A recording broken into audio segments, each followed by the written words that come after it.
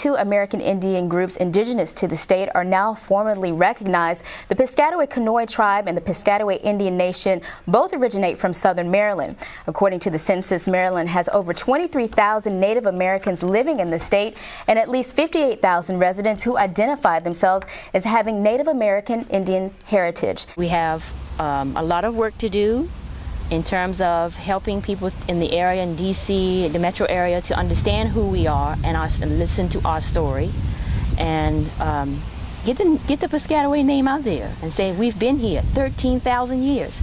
We are still here.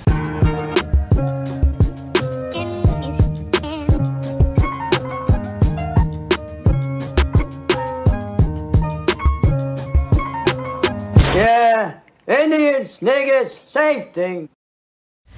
I first want to say that we are Piscataway Indians, and that is actually the English way to say the name, and Piscataway.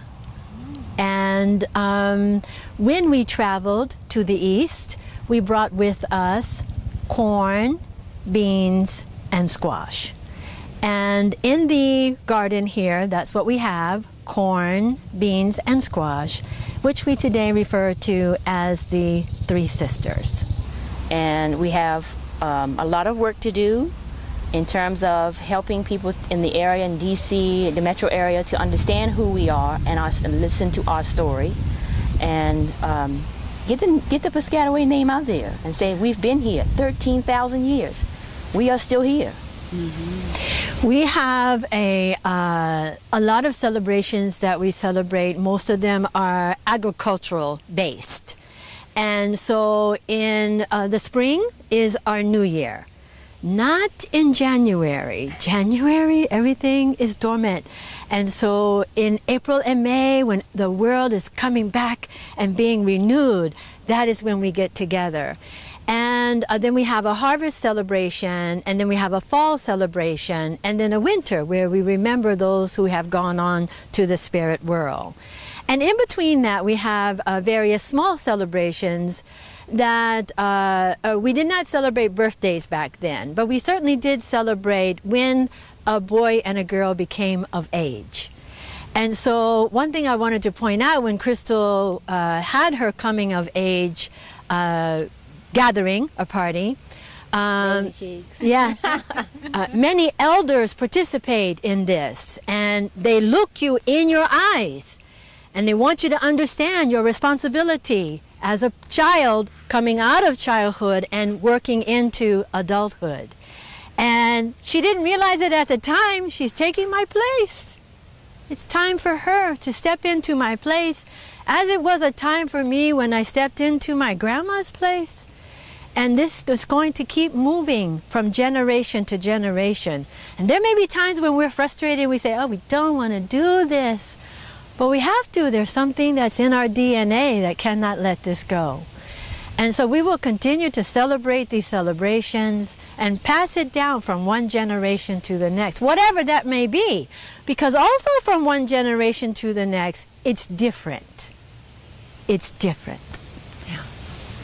We're so excited because the museum, of course, represents the history of the past.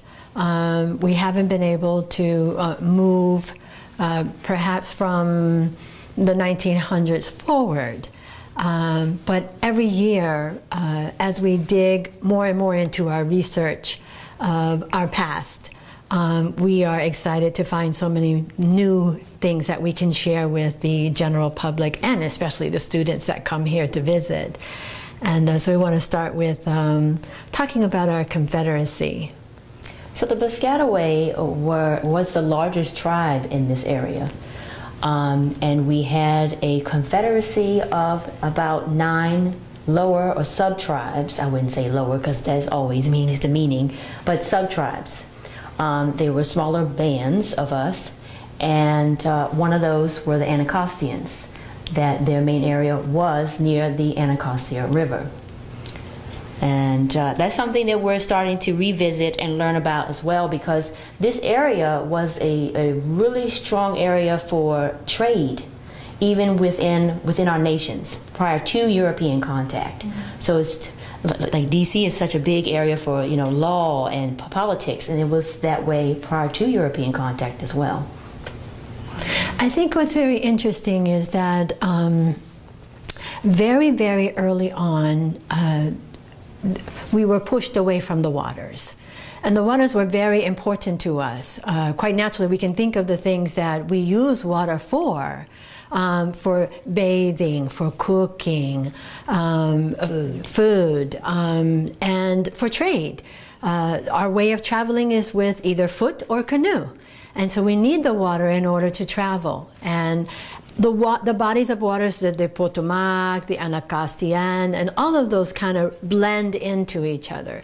So we weren't this like group of people who just stayed at Piscataway Creek, or, you know, that's the only place we went. We traveled these waters and over to the Chesapeake, which was teeming with wildlife and aquatic life. And so we did a lot of traveling using these very bodies of water. But after European contact, they needed to be able to use those bodies of water to ship the main product, which they came here for, was tobacco.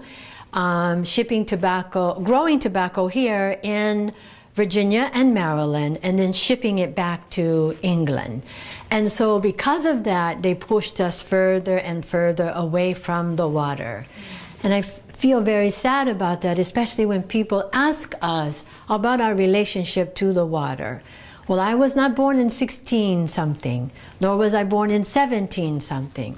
So my relationship to the water is much different now than it was for my ancestors.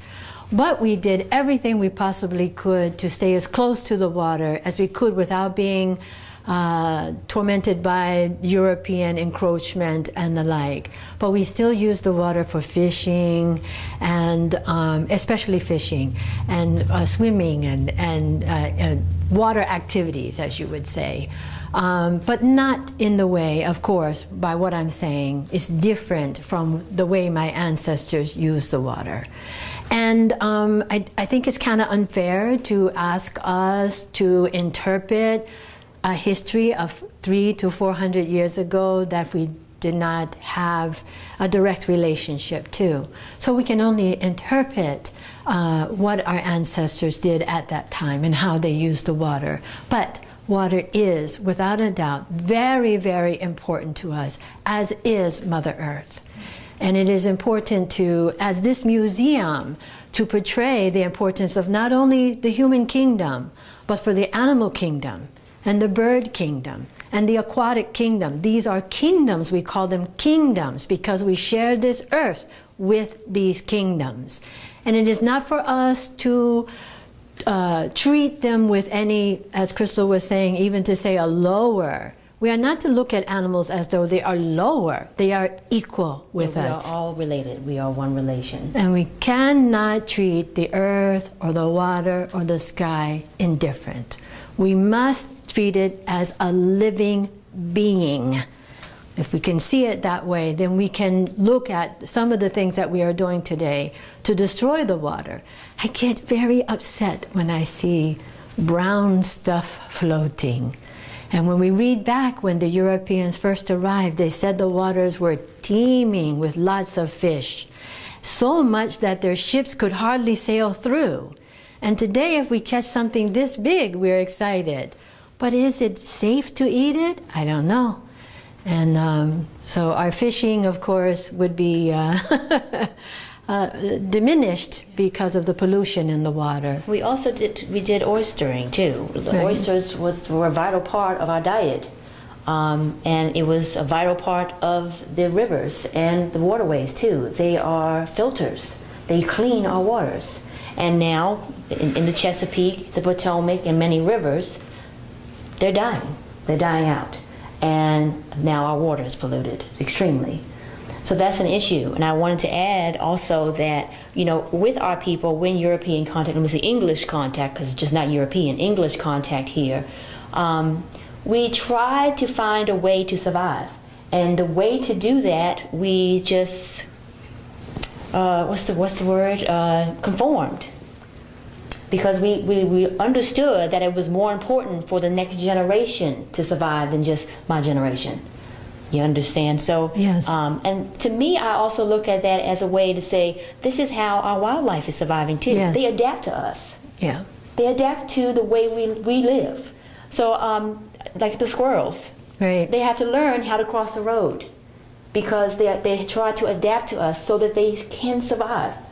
And I think it's sad, but it's amazing, and that's something that we should learn and take within us and change the way we are doing and adapt the way we are living with Mother Earth. I think that when we speak about America, of course, we being the indigenous people of the land, that was something that this kind of thought may have been something that was not thought of. But now I think even today, as people, no matter who you are also having to learn to adapt.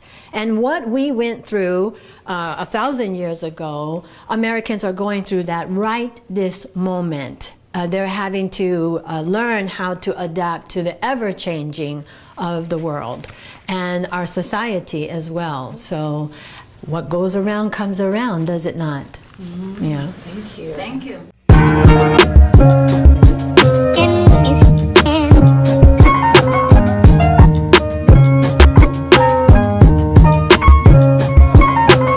Yeah, Indians, niggas, same thing.